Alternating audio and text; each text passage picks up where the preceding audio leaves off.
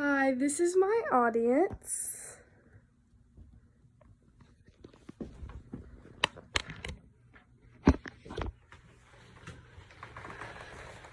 Okay, so my name is Anna Lovell, and today I'm going to be speaking on the pros and cons of social media use. Did you know that there are 3.7 billion active social media users? The average daily time spent on social media is 142 minutes a day. Some popular social media apps are Snapchat, Instagram, Twitter, and Facebook. Facebook has 2.7 billion monthly users and is the world's most widely used social media platform. Social media is used to keep in touch with friends and family. Some people will use various types of social media applications to network career opportunities, find people across the globe with similar interests, and keep in contact with old friends. There was a study done on why Americans use social media, and roughly 2/3 of social media users say that staying in touch with friends and family is the main reason that they use these sites.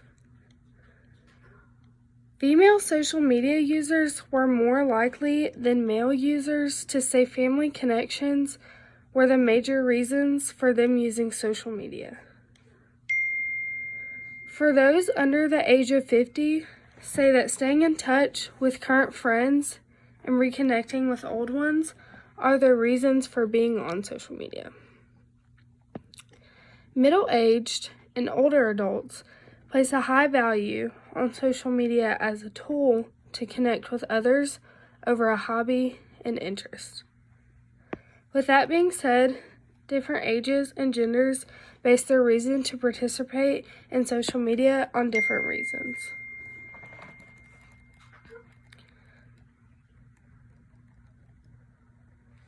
So, there are many positives to social media use.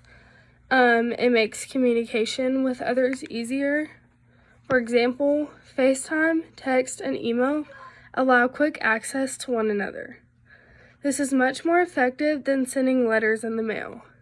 In addition, social media allows for instant information and research. In 2006, 60 million Americans received help with major life issues from people in their social networks. For example, changing jobs, finding a new place to live, buying a car, and caring for someone with an illness. It is also easier to make a name for yourself and have a fan base. Some people have even created jobs for themselves through social media. There has been a study on why social media is bad and good for us, and it states, we found that routine social media use, for example, using social media as a part of everyday routine and responding to content that others share, is positively associated with all three health outcomes. Emotional connection to social media, for example, checking apps excessively out of fear of missing out, being disappointed about or feeling disconnected from friends when not logged into social media, is negatively associated with all three outcomes. In more general terms, these findings suggest that as long as we are mindful users, routine use may not in itself be the problem. Indeed, it could be beneficial. For those with unhealthy social media use, behavioral interventions may help. For example, programs that develop effort control skills in which the ability to self-regulate behavior have been widely shown to be useful in dealing with problematic internet and social media use. There are many negatives to social media as well. Multiple studies have found a strong link between heavy social media and an increased risk for depression, anxiety, loneliness, self-harm, and even suicidal thoughts. Social media may promote negative experiences such as inadequacy about your life or appearance. People post only what they want you to see, and more often than not, they only want you to see the good parts of their lives. This allows other people who see these posts to compare their lives to the best part of others' lives, which isn't fair or real. It is important to remember that social media can never be a replacement for real-world human connection. To add on, it can create the idea that you are always missing out.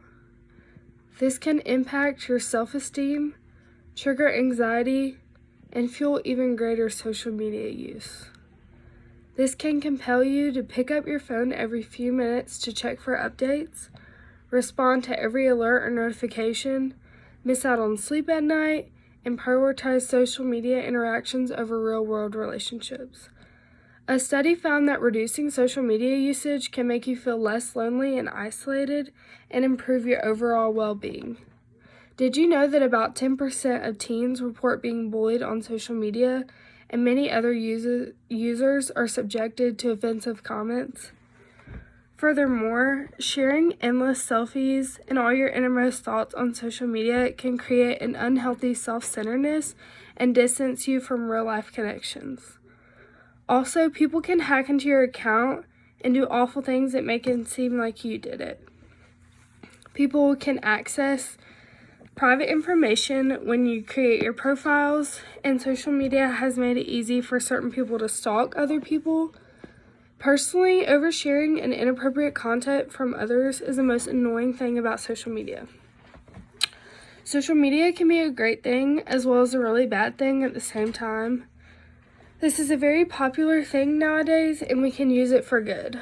A lot of people abuse time on social media and spend an unreasonable amount of their day on it.